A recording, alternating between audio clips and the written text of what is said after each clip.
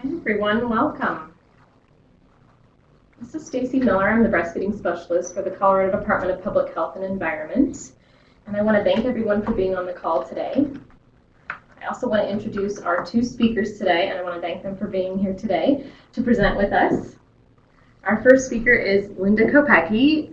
She has her master's in public health, and she is the Breastfeeding Friendly Environment Project Coordinator in Boulder County. She provides technical assistance to the Advancing Breastfeeding in Colorado, or ABC, partnership, and rural partners that are working to improve breastfeeding support throughout Colorado. Our co-presenter is Heidi Williams, who's MPH-RD CLC. She's the Breastfeeding Project Coordinator with Tri-County Health Department. She coordinates breastfeeding promotion projects within the health department internally, as well as around in the surrounding communities. She's also the WIC breastfeeding coordinator for Tri-County Health. Thank you both for being here today. So this is Linda Kopecki. I'm going to get started. I'm with Boulder County Public Health, and our health department led the creation of the Breastfeeding Friendly Medical Office model and toolkit, and it's part of a project that's funded by the Cancer, Cardiovascular, and Chronic Pulmonary Disease Grant, which is CCPD, it's administered through CDPHE. So when we developed the toolkit, we partnered with many people across Colorado, including CDPHE, the Colorado Breastfeeding Coalition, and various subject matter experts across Colorado. We especially partnered with a doctoral candidate in nursing practice who's at Regis University, Kathleen Seckinger, for much of the research that goes into this model. So those are our primary partners. The toolkit and this approach are aligned with guidelines from the Academy of Breastfeeding Medicine, the American Academy of Pediatrics, and the World Health Organization. So the guidelines from the AAP introduced 19 elements as part of a Breastfeeding Friendly Medical Office, and we distributed those 19 elements from the AAP guidelines and arranged them into 6 points, and that's why it's called a 6-point plan. So I want to walk you through the structure of this toolkit first. So near the front of the toolkit, you will see the 2-page self-assessment. So this also exists as a standalone fillable PDF that you can send electronically to partners. This is similar to the self-assessments that we have used with the Breastfeeding Friendly Worksite and childcare designations. And it's a summary of the important components for each category or each point. In the beginning, clinics will complete this, and you are likely to find check marks in every column. So everywhere along there, not just in one column. The goal is to not have any check marks in the coral-colored column and have all of the boxes checked in the yellow column. That is the threshold for being breastfeeding friendly. You may or may not find boxes checked in the green column. That is for clinics willing or able to go above and beyond. Each point has a 2-page spread with more details. So the first part is a restatement of the point with its rationale and how it aligns with the Baby Friendly Hospital 10 steps. This section provides more details and ideas for the elements of that particular point. So sort of set of guidelines. The yellow and green boxes are a repetition from the self-assessment.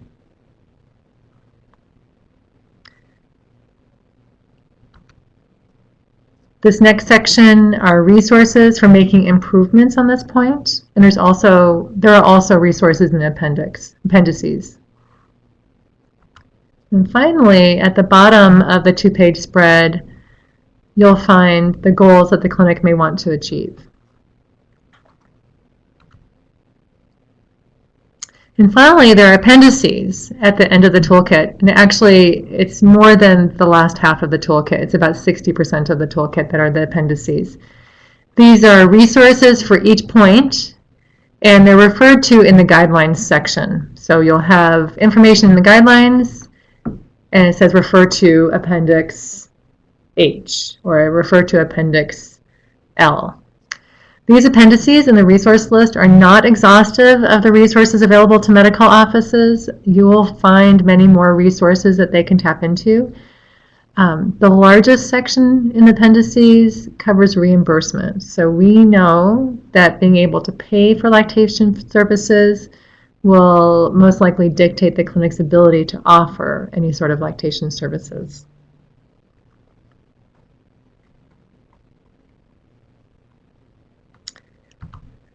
So we're going to go through the toolkit point by point. We'll start with point 1, which is about policy. The elements in the yellow box indicate the threshold for being considered breastfeeding friendly. So for each clinic, all of these should be in place when you are going to finally designate this clinic as breastfeeding friendly. So the first point covers policy, having a written clinic policy that outlines the promises to the patients and the responsibilities of the clinic staff. Policies also need someone to monitor them, or a point person to oversee the breastfeeding friendly process. So this could be one person, or it actually could be 2 people of different levels of responsibility. So a front office staff person and a clinician, perhaps. Policy also refers to how formula coupons, and formula company items are handled in the medical office. So medical offices should be supportive of their employees who are breastfeeding by guaranteeing them time and space for milk expression during their workday. So there should be an identified private space that can be used for milk expression. This green box is if the office wants to go above and beyond, and some offices will. And they can consider having their office lactation policy or a summary of that policy on display for the patients. They could stop accepting anything from formula companies, and they could have their point person be more of a champion. So the champion drives improvements rather than simply monitoring the progress. All right, this is Heidi, and I'm going to cover point 2, which is about staff training. And really, all staff should have a minimum amount of role-appropriate lactation training, which is outlined in the staff lactation training checklist, which is found in the appendices. And this checklist will be available as a standalone page, so staff can initial and mark off when they received training on certain topics, and then they can sign and date it at the bottom when all of the training topics are completed. There's 3 different levels of training. Level 1 is for welcoming staff, like front desk staff, billing staff, administration. Level 2 is counseling staff, like medical assistants. And Level 3 is specialist staff, which is clinical staff, the primary care providers, nurses. So each level adds on additional breastfeeding topics. The trainings should really be aligned with the guidelines of the Baby Friendly Hospital Initiative, the American Academy of Pediatrics, and/or the Academy of Breastfeeding Medicine. We are working on creating lunch and learns and webinars to cover some of these training needs, but the trainings can also be done with videos, online resources, reference books, podcasts. And each clinic really will need to identify the key elements of cultural humility that can inform the trainings and prepare the staff for responding to the needs of the communities they serve. And these cultural considerations will be different for every clinic. It will be based on their patient populations, their staffing configurations. Staff really do need to learn about the cultural norms and practices that will affect their patients' knowledge, attitudes, and behaviors related to breastfeeding. Each clinic should have a triage protocol in place. There's many models of breastfeeding triage available, and they'll be chosen or adapted according to the type of staff that's doing the triage, whether it be the front office staff or maybe the clinical staff. To go above and beyond with staff training, clinics may consider having a lactation professional, such as an international board-certified lactation consultant, an IBCLC, or a certified lactation counselor, a CLC, either on staff or available via referral or a contract. The goal of the medical office may be to develop these lactation professionals internally by supporting opportunities for their existing staff to improve their skills. The final way a clinic could go above and beyond is to create a referral system to a lactation professional in their electronic medical record. Point 6 is all about patient education, and that is going to be different from office to office. When we speak about medical offices being breastfeeding friendly, We are talking about OB offices, pediatric offices, family medicine offices, freestanding birth centers. So the patient education will differ, and it'll be different points during the prenatal or well-child period. So the main element here is that all offices need to make sure that breastfeeding education is offered to patients during the prenatal period and through well-child checks. The specific topics and methods outlined in the periodicity tables in the appendices. So the periodicity table in the appendices outlines the different topics about breastfeeding and the period in which that they should be educated or offered as materials or questions asked by trimester, during the prenatal period, and by well baby check.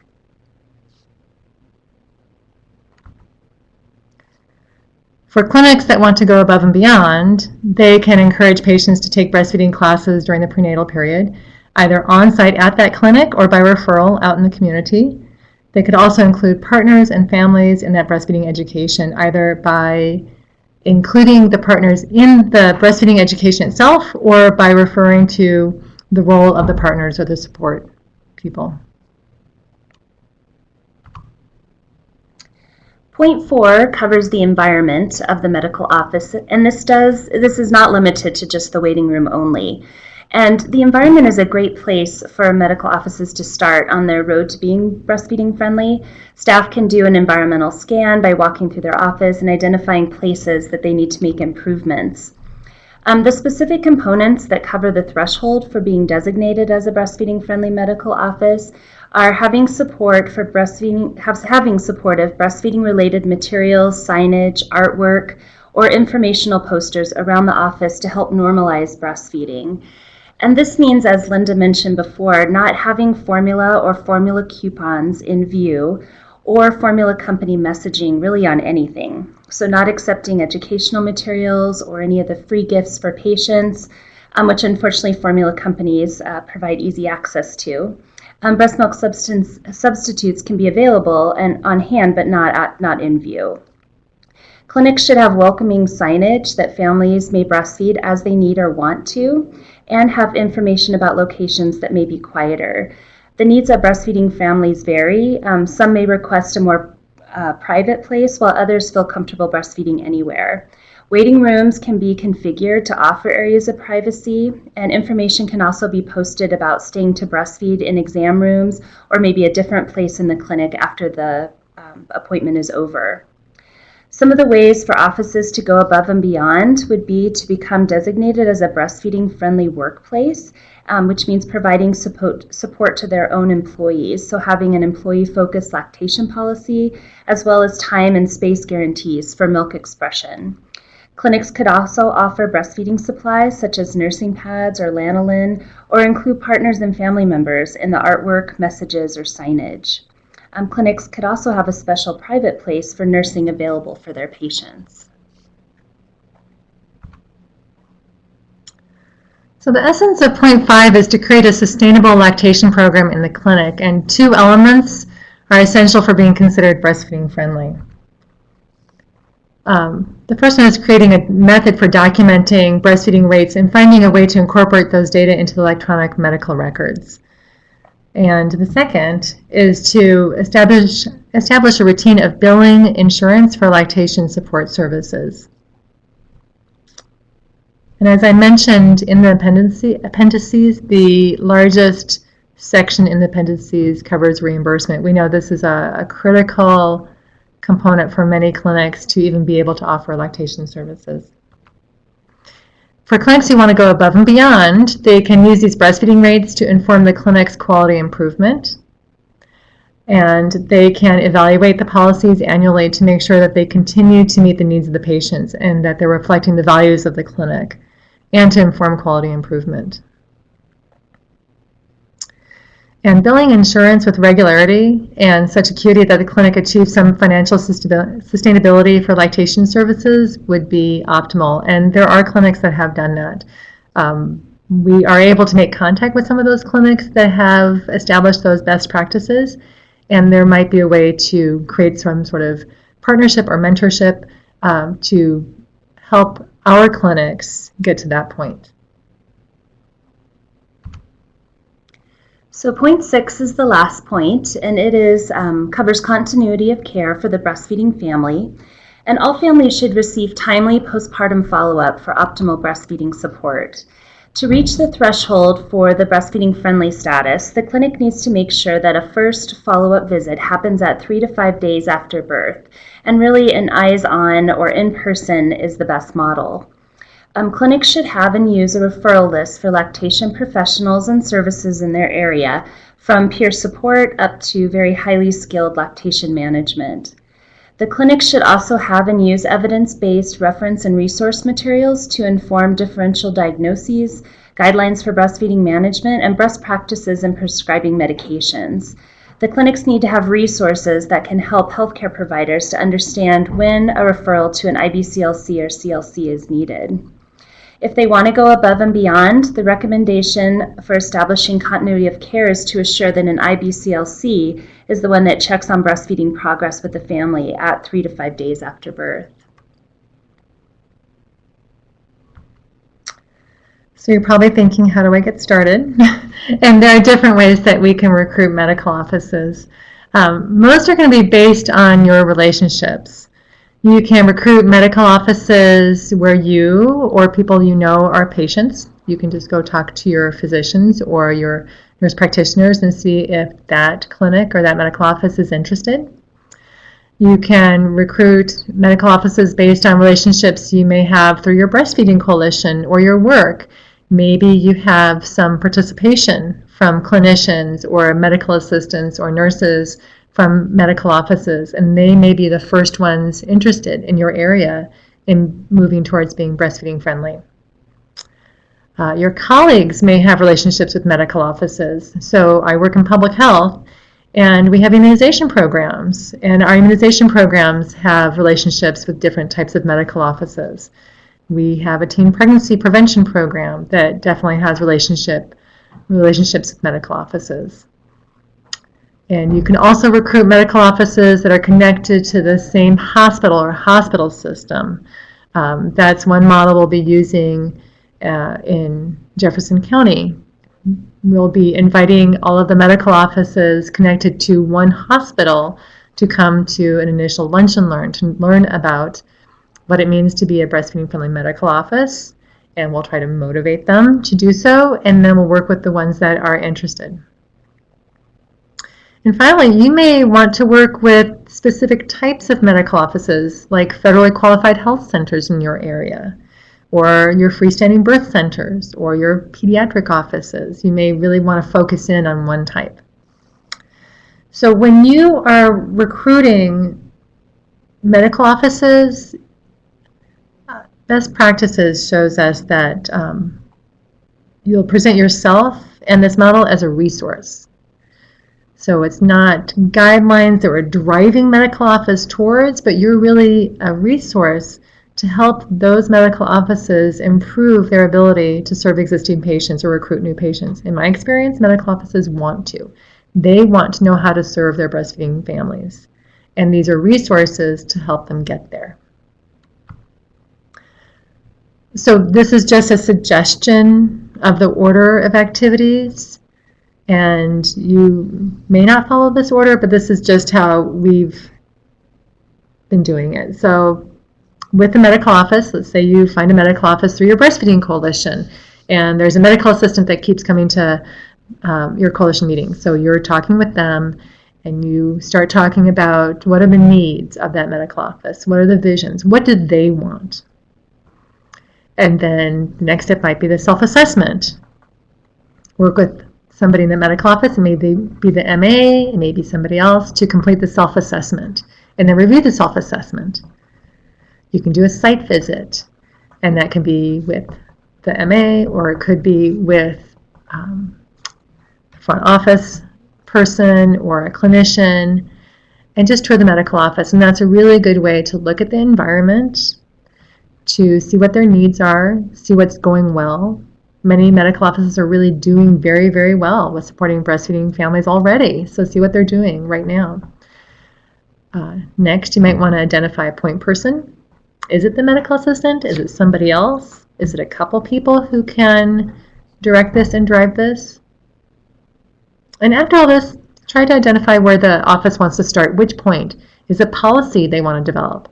Is it the environment that they want to change? They want to get a couple chairs in the waiting room that can provide a little more privacy, or create a little nursing nook in the waiting room? Or do they want to start with staff training? Each office is going to start at a different place. And you'll want to connect with your local public health agency. At some point, you may be with your local public health agency, you may not. But at some point, you'll want to connect with them because they can offer many resources and connections and can help you support that medical office. And then continue to provide resources. You may have the ability to provide some reference books, maybe the Medications and Mother's Milk book, maybe another reference book, a triage book. You may be able to provide funds to reimburse them purchasing those couple of chairs for the waiting room. You may be able to provide posters or educational materials, but continuing to provide resources. So Boulder County has been working with 4 clinics as an initial learning cohort to pilot the Breastfeeding Friendly Medical Office model. And this is so they can see how things go, share lessons learned, provide tips to help guide others through the process.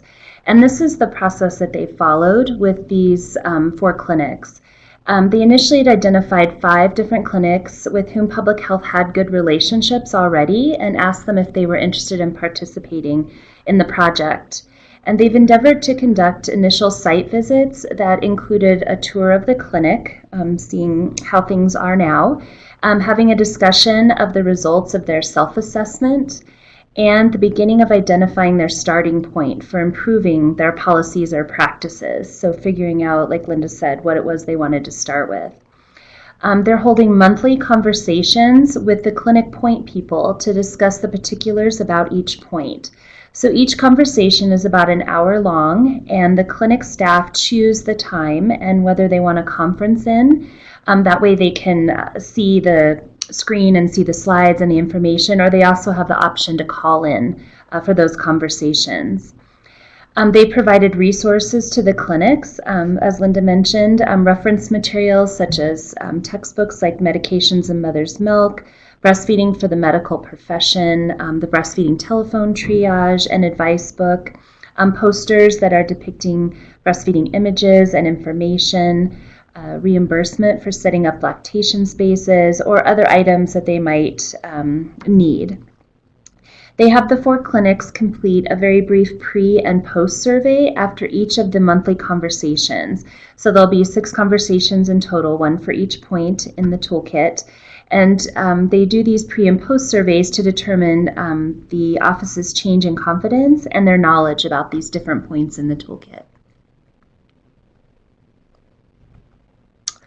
So it sounds easy, but and it may be easy with some clinics and it may be a challenge with some clinics.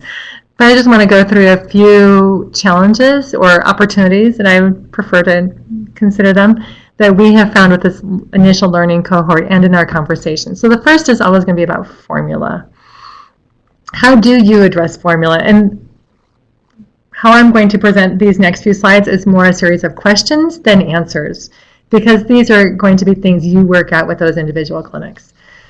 So how do you address formula coupons, formula company gifts, and gift bags? How do you help a clinic craft language that does not demonize formula, but rather provides accurate information about the role of formula and when it's medically necessary? How does the clinic craft language in their policy statement for the staff training or for patient education that clearly demonstrates the slippery slope of free formula samples or the just one bottle without demonizing formula and those who choose to use formula? That will probably come up with every single clinic that you work with.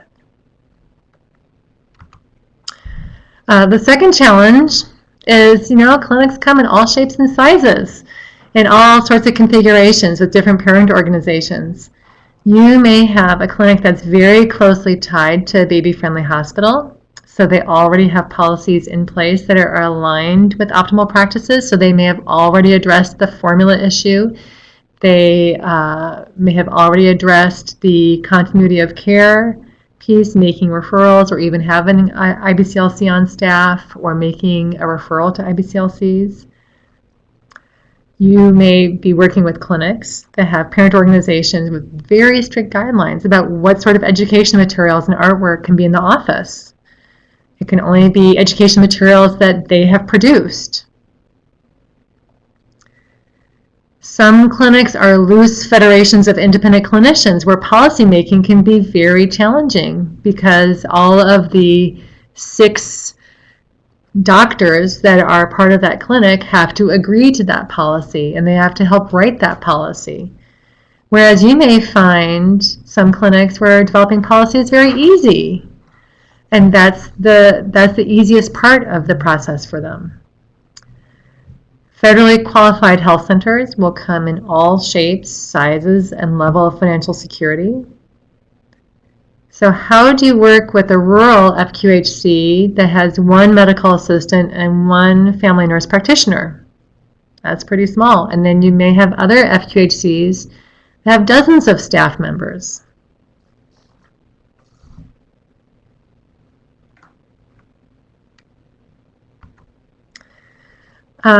A third challenge is buy-in. So this is, I think, is all the staff in a clinic. So how do you get the entire office to be on one page with improving breastfeeding friendly policies and practices? And that may guide who your point person is. And is that a point person that's in a position to affect changes, to be motivating, that has the strongest connection with the parent organization, that does write policy? Do you need 2-point people from different sectors? So one might be the office manager and the other might be a nurse practitioner, because one can drive the policy changes, but the other one can drive the changes with practices. So what are the risks or the benefits of not having complete buy-in at the start? Do you need to start with a clinic with total buy-in? Or can you start with partial buy-in? That's going to be up to you in the clinic.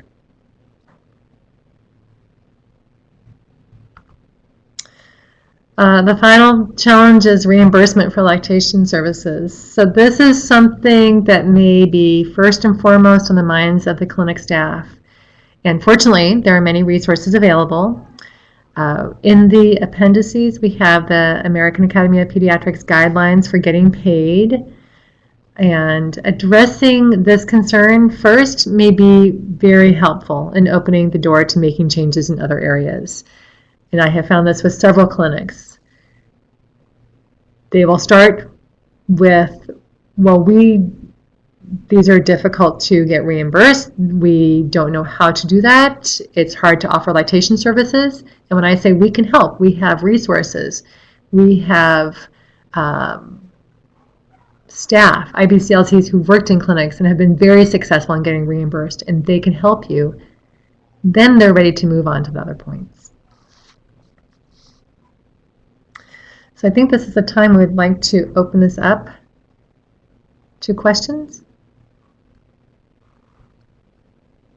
Right? Okay. We're happy to entertain any questions, Heidi and Linda and Stacy.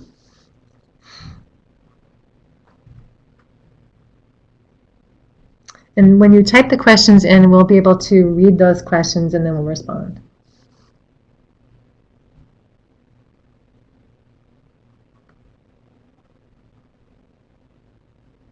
For those of you on the phone that want to, I'm going to unmute your lines now, and so if you want to say anything or ask any questions on the phone, you can do so as well.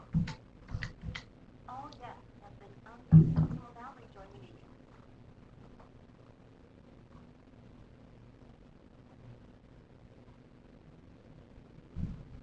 So I see a couple people typing questions.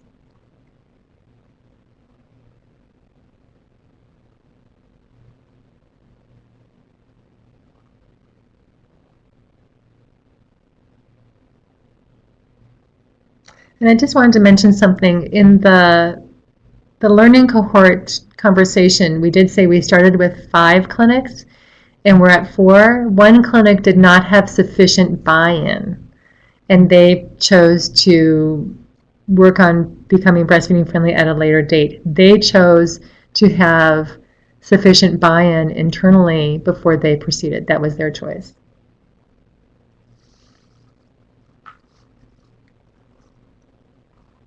Can you not see the questions? It'll come up if somebody hits enter. Okay.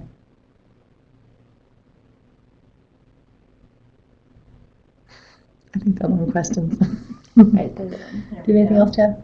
So No, Carrie I don't Gallinger says, do you ever see any reimbursements for CLCs helping? It is so rural up here, that is all we have.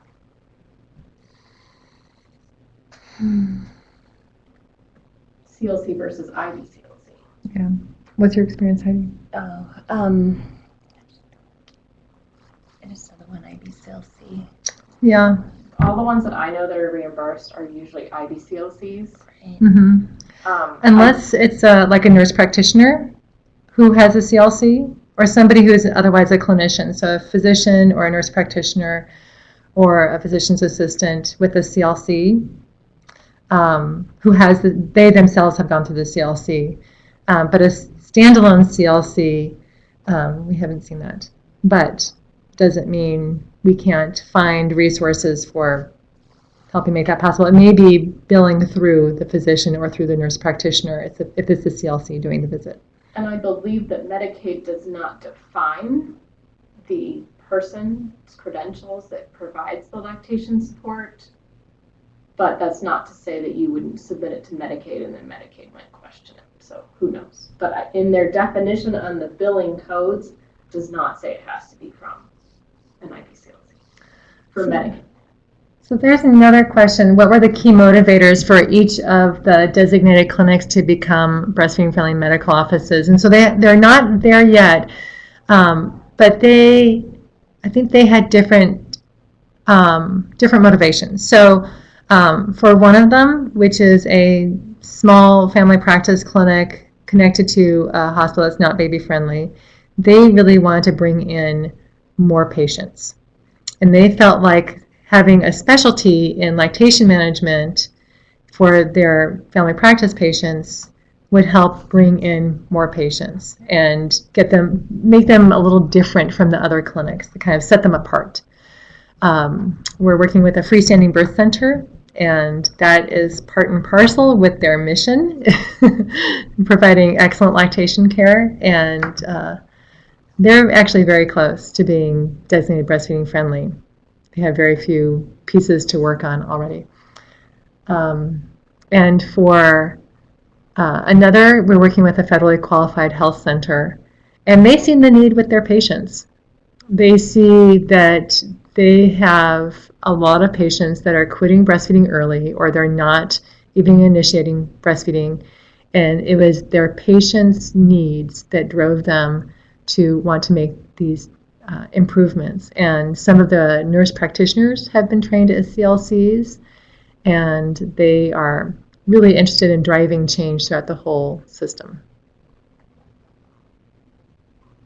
Any other questions?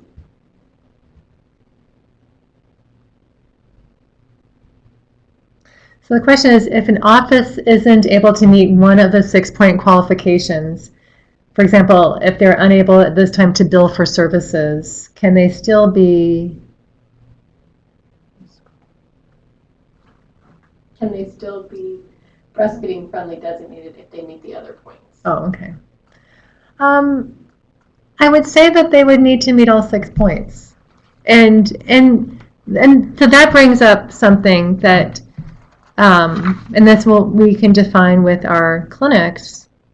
Is the end goal to be designated breastfeeding friendly, or is it about the process of improving your policies and practices within that clinic and being a better clinic? It's probably, I think for many it is to be designated, but it is about the process too, and about transforming through the process. And the billing piece, you don't have to bill for every lactation service to be designated. That's really above and beyond. It's doing some billing or some financial sustainability. Maybe you have some funding otherwise that can pay that CLC or IBCLC. So it's being creative. Okay. On the flip side, what are the biggest obstacles for the clinics? I think, well, and maybe billing for some. So I think it's different per clinic. I find that each clinic is really different. For the one clinic that chose not to proceed, it was really internal buy-in. They're very, very interested, but the way the politics work in that particular clinic, they know that they have to have everybody on board before they make such a big change. So they know themselves. And then for one clinic, it may be writing policy. The clinic that has the physicians that are all sort of independent contractors in that clinic, and they all have to participate in writing policy. So is that going to be a set of guidelines? Is it going to be recommendations that they all endorse? So getting creative with that. And for other clinics, it may be training all the staff. If they have a lot of staff and they may have turnover, that may be very challenging. I know for baby-friendly hospitals, training is a big piece of it. The formula is a big piece of it for baby-friendly hospitals. So for many clinics, they may have the same obstacles. Is there a recognizing body or entity for Breastfeeding Friendly Medical Office? We had this discussion. It's going to be the Colorado Breastfeeding Coalition that will be providing that designation. So it's a state-level designation. We know that the Breastfeeding Friendly worksite and childcare are currently happening at the local level, the county level. The Breastfeeding Friendly Medical Office toolkit was designed from the beginning to be a statewide model. So it will be the Colorado Breastfeeding Coalition that will ultimately bestow the designation of breastfeeding friendly. So there's another question. What do you suggest is the first step in approaching medical offices when they have limited knowledge of breastfeeding is suspected from the medical providers? Or they think they know already. I think presenting yourself as a resource. Absolutely presenting yourself as a resource and saying, we have a new activity in the state of Colorado. We're working with different medical offices to be breastfeeding friendly because we know that you want to provide excellent services to your patients who are breastfeeding. And so we'd love to be a resource. How can we work together to make sure that you're providing excellent services?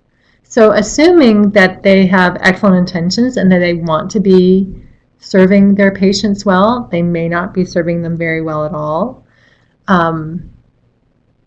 But being optimistic and being positive and offering yourself as a resource, I think would be the very first step. That's how we've done it, and that's been very well received. So to Sarah, to your question is right now we don't have any kind of formal process since we just talked with the Breastfeeding Coalition today about them being the governing body, but we will be developing something to submit, a way for submitting it for designation. So stay tuned. Right.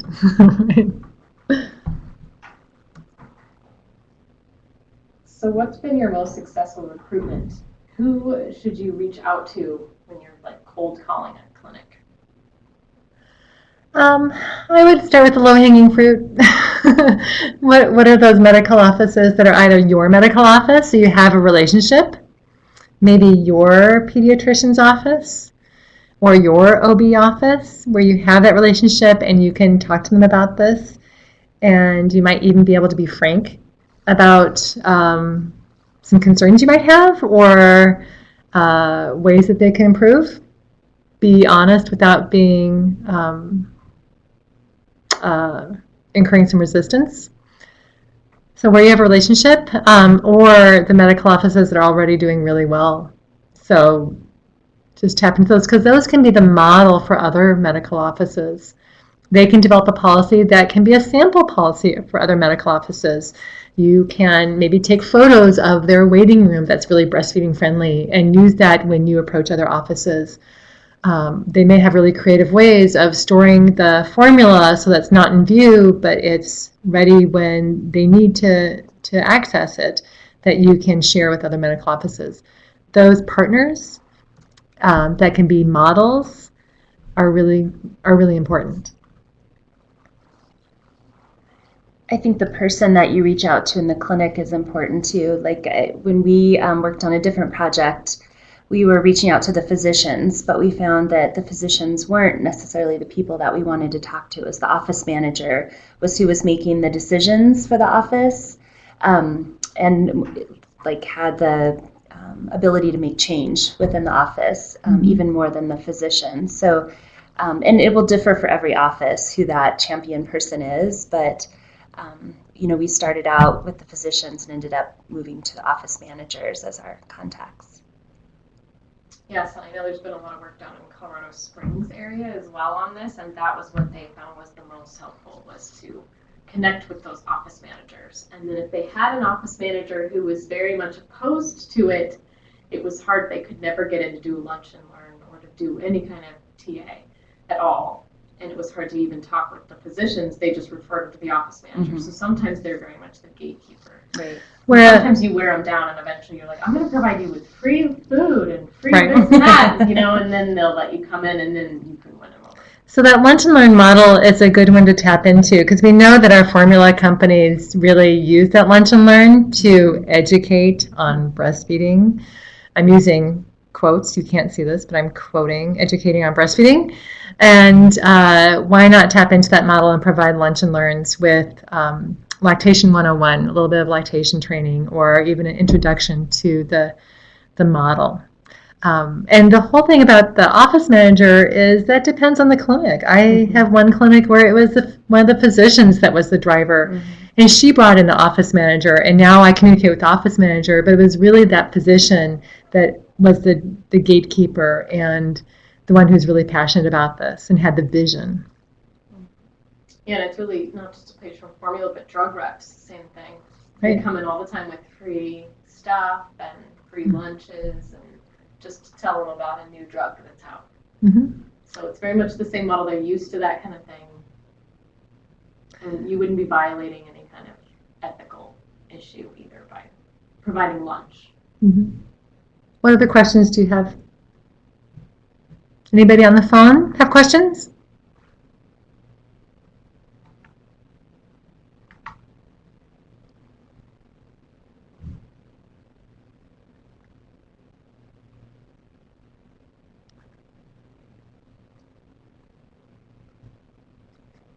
All right, well, thank you everyone for being on the call today, and thank you for your questions and your engagement. If you have any additional questions, please reach out to either me, Stacy Miller, or you can reach out to Linda or Heidi directly as well. You can also find the toolkit on, it will be on breastfeedcolorado.com under the healthcare tab, as well as links to this recording and future webinars that we plan to do. You can also find the toolkit and other resources at breastfeedbouldercounty.org. There's lots of great resources on there, as well as other toolkits for employers and moms. And they're also currently, through the new grant, the ABC grant, they're working on creating more statewide toolkits for employers and moms and families. So there will be new resources coming out in other areas as well that you could provide to medical offices for them to be able to provide to their patients and families as well. So lots of great things out there. So stay tuned for more, and stay tuned for more webinars on this same topic as well. So thank you very much, Linda, and thank you, Heidi. Thanks.